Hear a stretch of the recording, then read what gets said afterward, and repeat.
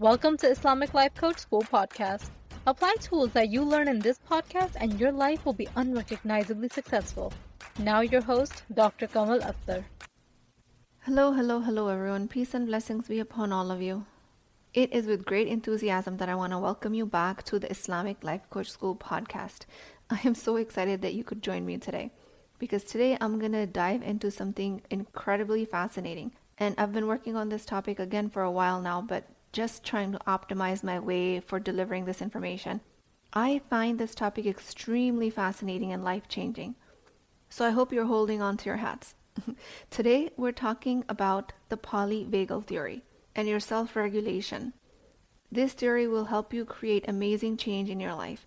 And if it sounds too scientific, don't worry about it because I'm going to break it down and explore it exactly how to better understand your life, your reactions, and your responses in daily situations. So the Polyvagal Theory was first put forth by Dr. Stephen Porges in about 1994, and this is rather recent. This theory beautifully explains the mind-body unity. Polyvagal theory is a game changer when it comes to understanding the intricate link between your mind and your body. This theory revolutionized the way we perceive the relationship between our nervous system and our emotional experiences. So while people like Descartes separated the mind and the body, it wasn't until recently that the scientific community started looking at it as a whole. For the longest time, the mind-body unity was considered a part of the Eastern tradition, and it mostly still is majority of the time. But the recent wave of change is towards understanding both as a whole, and the Polyvagal Theory played a major role in repairing this damage because it offers scientific evidence. So this is a very powerful concept. The Polyvagal Theory describes how our autonomic nervous system responds to the cues in our environment. It's a bit like your GPS.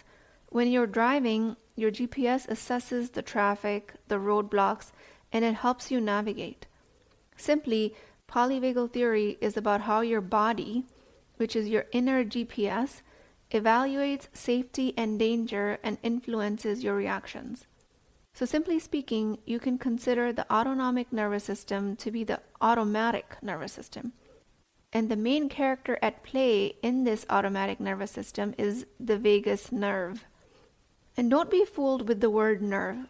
When you think of a nerve, you think of a skinny little neuron, something that you can only observe under a microscope. But vagus nerve is like a giant oak tree in the body. It is a massive nerve. It is actually classified as a cranial nerve, meaning it starts in the brain and passes through the skull to go to the rest of your body, but it goes to multiple bodily organs.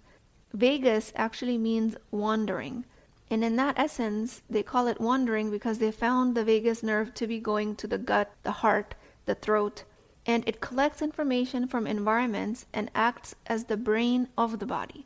So consider brain that's in your head, in your skull, and then there's a brain that's in your body. After this, I'll describe a concept of neuroception. What does that mean? It basically means perception without awareness. Like you can see an apple, and that is your perception, because your conscious reception is saying that I see an apple through my eyes, process it in the visual cortex, and your memory of other apples makes it match and tells you that you're looking at an apple. But neuroception is below this conscious awareness, meaning the information is being gathered at the body's level.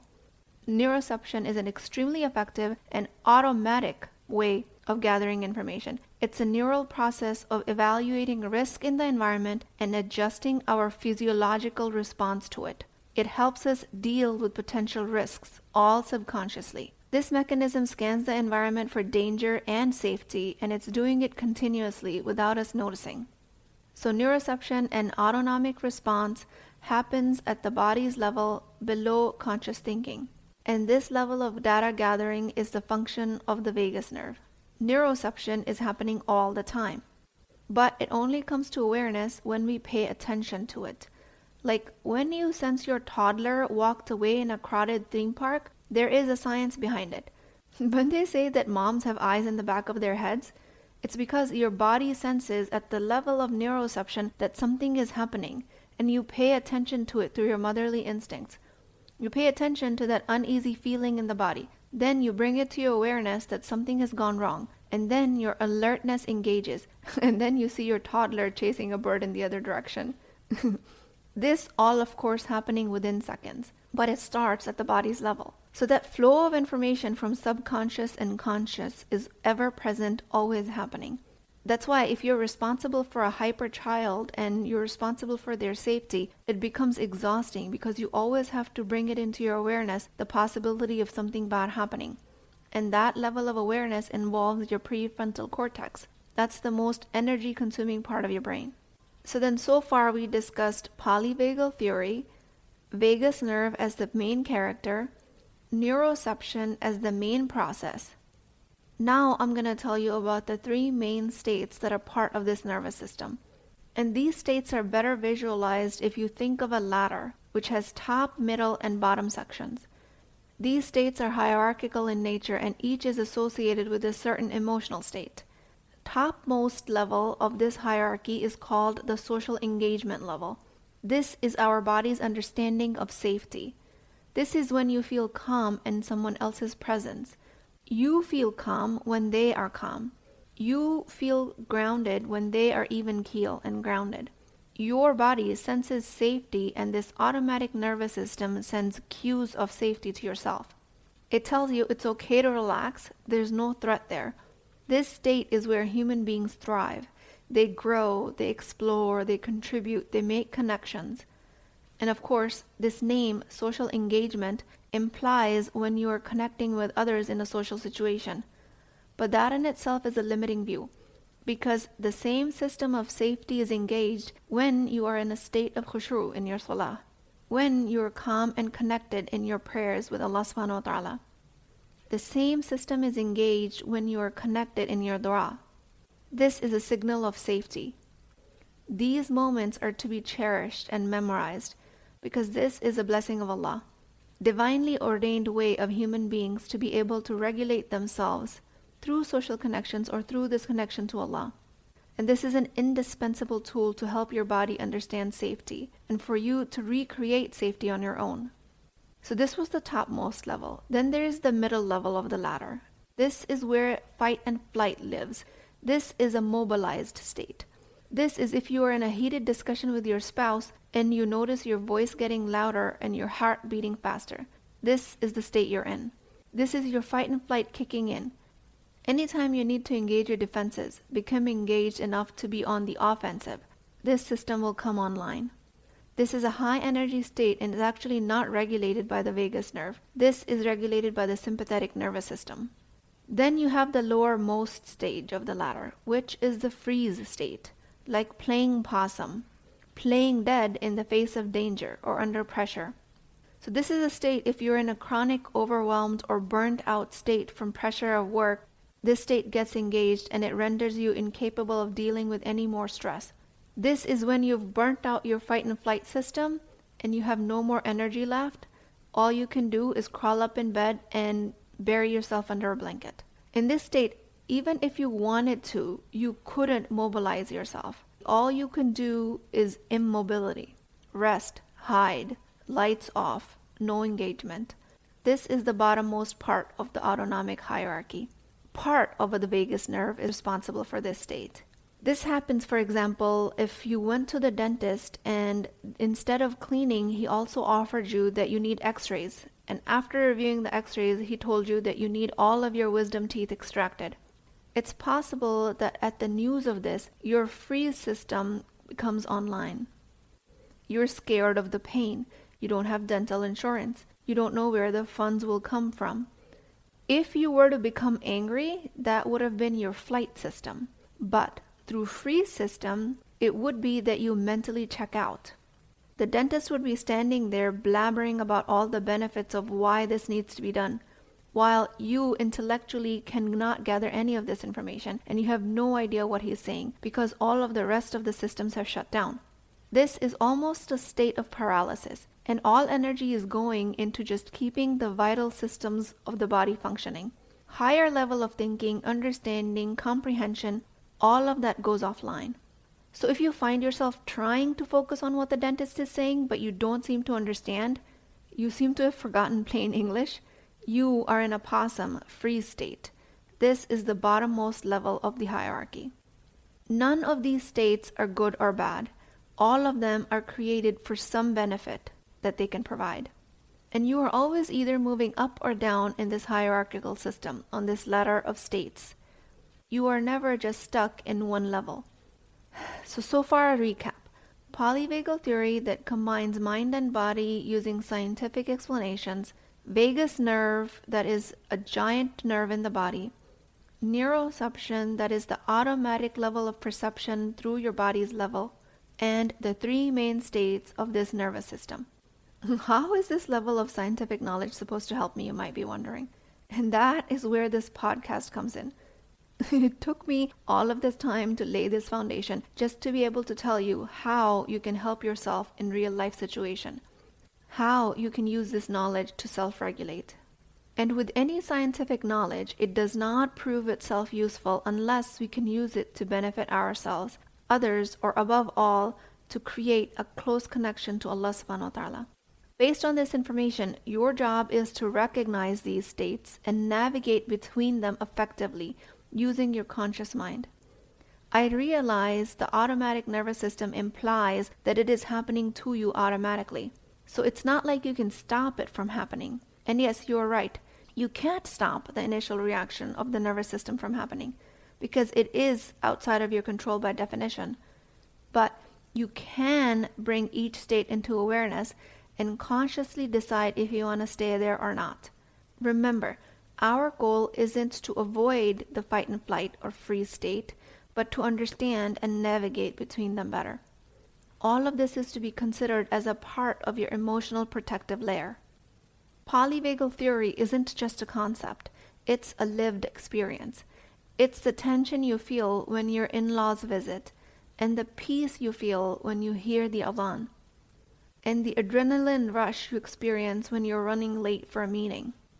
While I love the role of this theory, I do believe the details of it are mostly for the scientific community.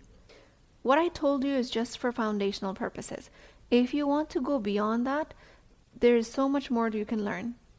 But how I am translating it for you here puts you in the driver's seat. It helps you take control of your life using this scientific knowledge. And you take the role as a self-regulatory body. Your primary job remains to be in the recognition state and to be able to label which one of these three states you're experiencing at any moment and to recognize it without judgment of it. This equips you to better handle your reactions because this is the understanding of the roadmap of emotional responses. Next time you're in a stressful situation, you can take a moment, recognize what state you're in, and remember that your body is just trying to protect you. And then just utilize language of your thoughts to navigate in and out of your state. Do you want to stay in that state? Is it helping you? Do you want to respond differently? Use this understanding as a tool to navigate the situation. As Muslim women, we all have the strength and wisdom to use these methods to our benefit. And just for our ease of understanding, this automatic nervous system is like a built-in radar, ceaselessly detecting risks through a process called neuroception and continuously looking to just take protective action. This happens beneath our consciousness. Yet, when we intentionally tune in to these radar signals, we add the perception to the neuroception. And this is where the magic lies. It's like flipping a switch from being controlled to being in control. This newfound observer role allows us to interrupt the old, potentially harmful patterns and come in with the new, reflective patterns. Instead of blindly following our survival instincts, we can create a more comforting sense of security and practice self-compassion and choose from a more resourceful state. When I talk about recognizing these states, I am talking about the same observational capacity that I emphasize so much in this podcast. This is the state of metacognition, being able to think about your thinking, being able to observe your feelings and behaviors. So consider all of these states when you've done so much, you're tired and you just don't want to get out of bed. You wish you could sleep for days and you wish you could just disappear. This is the freeze or possum state. This is also the state when people-pleasing comes in, fawning just to avoid rejection. Start to notice when you're in this level of state and give yourself time to recover. What about an example of a situation when you feel butterflies in your stomach when you're about to deliver a presentation? Again, this is your vagus nerve at work. Depending on how many presentations you've given, you'll have a mastery of how to deal with these butterflies to some level. Someone can be deathly afraid of these situations and be completely averse to any kind of visibility in front of a crowd. And someone else could observe the sensations, understand that nothing truly life-threatening is happening, and continue to monitor their reactions through the presentation and mindfully guide their behavior. Both of these people will experience these sensations before going in front of the audience, because that's your body's survival mechanism. But one has not mastered how to handle these autonomic sensations, and the other one has. Because this autonomic nervous system generates safety and danger cues from the body, it is good to remember that it's not a one-way street. Your mind always possesses the ability to influence the state of your body. When you consciously bring your awareness to your physiological responses, you can engage your consciousness, your thought processes, to regulate between these states. Like if you sense panic setting in before a meeting, slow, deep breaths to control the vagus nerve is a super effective method. In this case, you're effectively engaging the ventral branch of your vagus nerve through the control of your breathing. This can lead to a sense of calm and safety, turning down the alarm bells in your body. In other words, your mental state, the mastery you have on your mind, will help you regulate your bodily responses. To me, Polyvagal Theory offers a profound insight into your unity of mind and body. It fundamentally changes how we understand the approach of our well-being. By tuning into your body's cues, you develop a more bidirectional relationship. This leads to a deeper sense of control over these automatic processes. So now I want to describe where the Polyvagal Theory falls short in my opinion. And I have a list of these shortcomings. Number one is thinking of your autonomic nervous system to be at the mercy of your environmental cues. Meeting time causes butterflies. Thinking of it as just a radar means information coming from outside in. But if you think of this nervous system as assessing your environment, then you become more in control, compared to if you believed that the environment was causing your nervous system's response. Because the environment is not in your control. Your nervous system is in your control. Even if it is an automatic response of the nervous system, it is still in your control through the power of observation.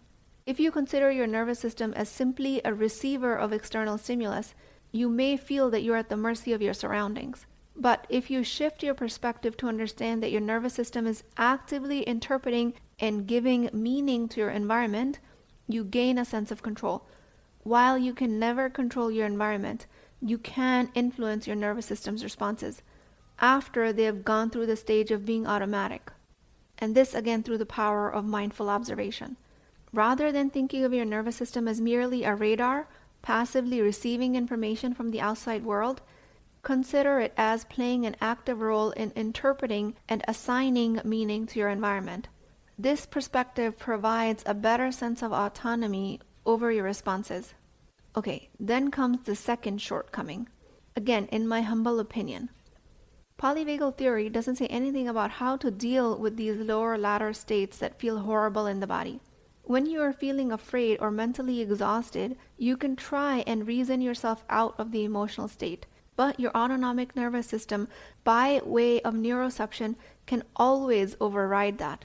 So up until now, you might have been trying to debate or think your way out of an emotional state. But this way, the state just gets stronger. This is where somatic work plays an extremely important role. This is where the processing of an emotion is an extremely helpful skill. So the way to overcome this state is not through thinking and overthinking or being analytical about all of this knowledge that you've gained. It's about you breaking down emotions in its components, processing it, digesting it, making room for it, moving into the discomfort, and not resisting it. If you're trying to intellectualize your response through the knowledge you've gained in this podcast, you will still be trying to escape it at your body's level. But if you escape it, the neuroception engages even harder and sends worse danger cues. So what you actually have to do is just remember that there is nothing actually dangerous happening. Your emotions were created for your protection. And when they arise, you remember that nothing has gone wrong and there is a message behind them. Your automatic nervous system might be creating them, but your intentional nervous system can be used to master them. Neuroception is at the level of a circumstance, meaning it is factual. When otherwise what I have taught you through this podcast is any level of thinking is at the thought line. That is something that is in your control. But just through the definition that we don't have control over our automatic responses makes it factual, even if the response is coming through our nervous system. Neuroception is at play when you feel calm in nature or calm around your family or in your acts of prayers. Neuroception in itself is beautiful because it takes the effort of thinking out of the picture and it makes it effortless. Everything received at the level of neuroception does not have to be brought into consciousness. Only the patterns that are rendering you unable to move forward or creating obstacles when you're trying to live a life of your dreams, only those patterns need to be brought into perception. So I'm going to give you a heartfelt example. Like if you lost a loved one, and every time you see their belongings, it reminds you of them at the body's level. One way you can interpret this is in a way of healing grief, that you lost somebody that you loved. But another way your mind can interpret this body signal is in a level of debilitating sadness, where you actually slip into dysfunction. That would be the time to bring that neuroception into perception and heal it. Or another example might be that if you were in a car accident, and your heart starts to race at the sight of a car or every time you think of taking a highway, that would be the time to heal it from inside out. That would be the time to put effort in this otherwise effortless neuroception process, just so you can move on with your life. The beginning most step of this journey is to label your emotions. Which state do you think you fit in best at any given point? And accept it for what it is, and just curiously ask yourself, is this state serving me a purpose? Did it serve a purpose at any point and now it doesn't anymore? States of chronic stress, fight and flight, and chronic hiding is what we need to bring our conscious attention to. Because if you think you don't have a choice in coming out of them, you are wrong. You actually do have a choice. You can move up the ladder in the state of safety using your thought patterns. Because all of your thoughts are optional, so why not choose them wisely? So then, number 3, the third shortcoming in this theory, with my humble opinion. Neuroception is thought to be happening in response to a live stimulus, like the situation is unfolding in front of us in real life. For example, you're at a coffee shop and the barista treats you unfairly because of your skin color or because of your choice of your clothing. And you immediately make it mean that you're being discriminated against. But this is not a conscious thought. This is being responded to at the body's level. And you feel anger through neuroception. And this anger happens way before you ever get to realize what you are making the situation mean. In this case, your fight system is already engaged and you give the barista a piece of your mind. That's a level of neuroception based on the clues of the environment. But a part of neuroception is also happening when you are still angry long after the situation is over, on the car ride home, or every time you think about that coffee shop. If you are reliving the experience by recreating the same scene in your mind, you will continue to recreate the same anger response, even when you are nowhere near that place. You're triggering the alarm system over and over again. This is you regenerating the scene with your intelligent mind and regenerating the feeling of anger. Neuroception happens from the clues of the environment, like the barista treating you a certain way, but the regeneration of the fight and flight response after that moment is over happens because of your ability to create abstract thought from your storytelling capacity of the brain, which is a function of the prefrontal cortex that runs the movie over and over again. This is your beautiful, intelligent mind working against you. What I'm trying to make a point of is that this regeneration of anger will re-engage neuroception, and you will think that you're actually living the experience. And you don't have to do this level of disservice to yourself, because you're spending precious mental energy into recreating something that is no longer helping you. If you bring this level of neuroception into perception through coaching or other modalities, it will help you break away from that stuck state. Because if you don't keep that level of reaction in check, it can go as far as you avoiding that place altogether, avoiding coffee shops, avoiding service restaurants altogether, or avoiding leaving the house. Because we know in some people that level of pathology happens. And all of this is happening because the brain is making up elaborate stories about how Islamophobia is costing you your life. Your conscious mind is costing you your life. Islamophobia exists independent of you. There are countless practicing Muslims who are creating successful lives in the same society. The difference lies with your perception. Or there might be people out there who thrive at the level of conflict. Then you'll be looking to go to the coffee shop again just to cause a scene. And then there's no judgment. Maybe that's just you. Just understand, if you want to change any of that thought pattern, coaching is always available. So my third objection being, it is helpful to pay attention when the threat is outside in the real world, or when the body is perceiving something as threatening when it is long gone. It is important to notice when you are recreating the threat with your own story-making capabilities, because you can totally stop doing that with practice. The reason I went into so much length of explaining this concept is because majority of the time we are reliving a story of a threat that is not actually happening anymore. And that is the best level of healing that you can provide yourself, if you can walk away from the habitual responses of storytelling.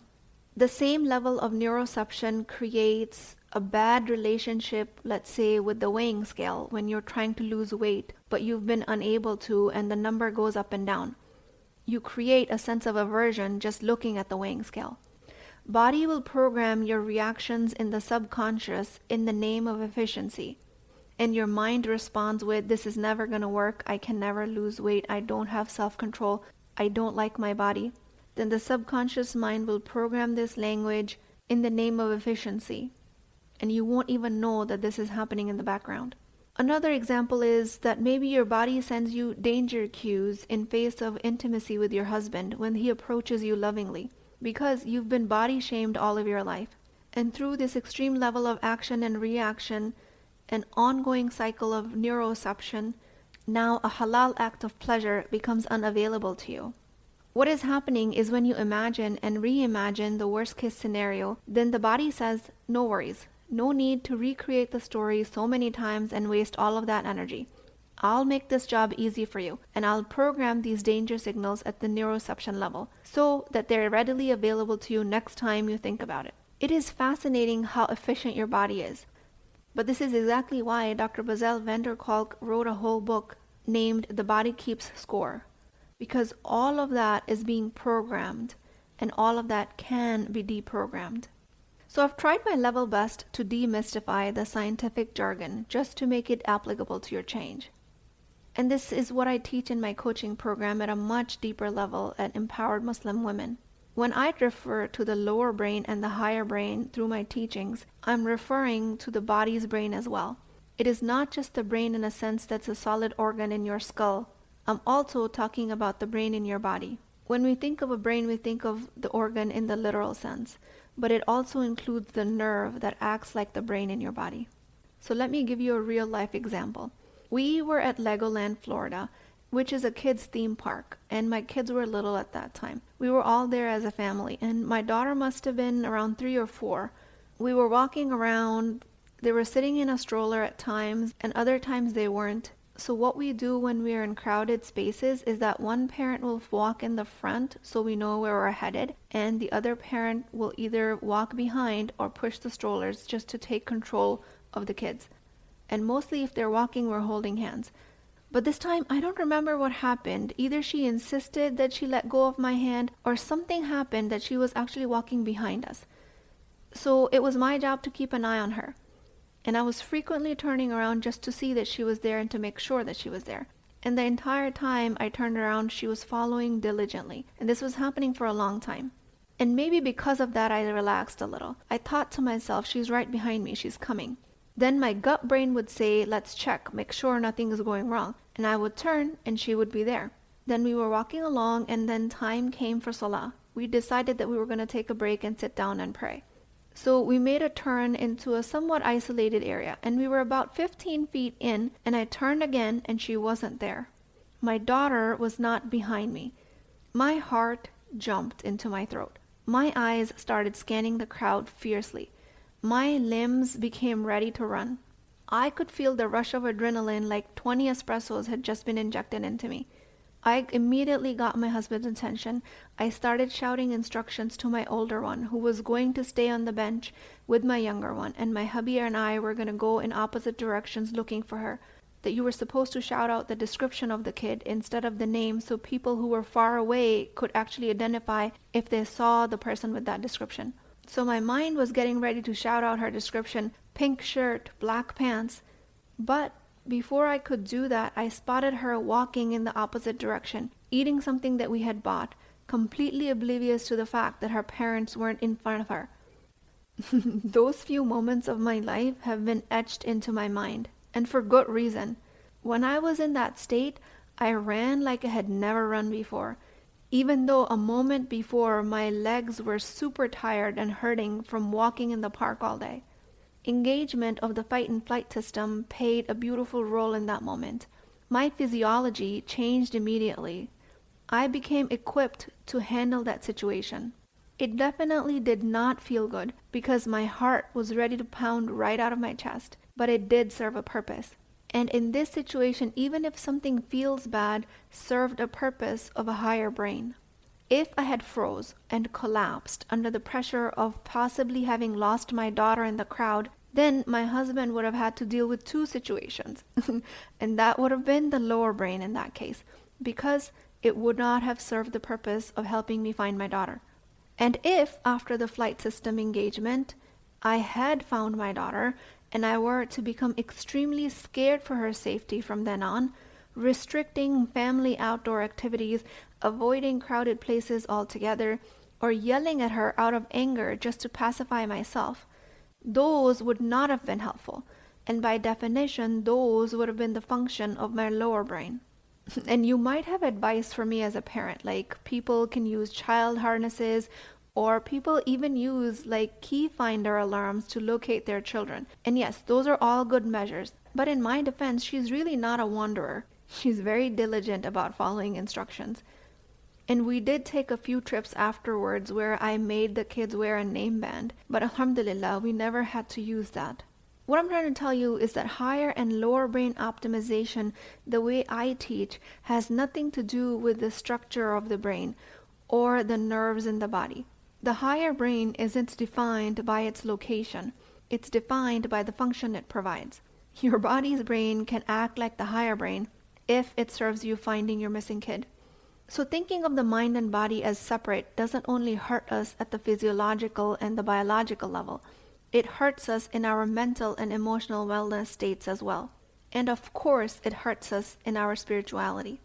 And the last issue I will take with polyvagal theory is that we give neuroception way too much power. We are trying to heal trauma from a definition that it is happening to us and that we're helpless bystanders.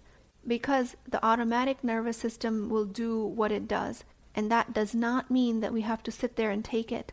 The autonomic nervous system only remains active if your consciousness is asleep. All you have to do to override the automaticity of the system is to become aware of this pattern.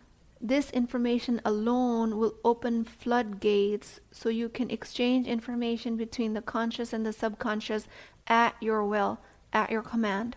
And this will create a monumental change in your life. Give your higher brain the permission to take control of the system. With that, I pray to Allah subhanahu wa ta'ala, the most merciful, the most kind, that, oh Allah, give us guidance in our journey of understanding the sciences better.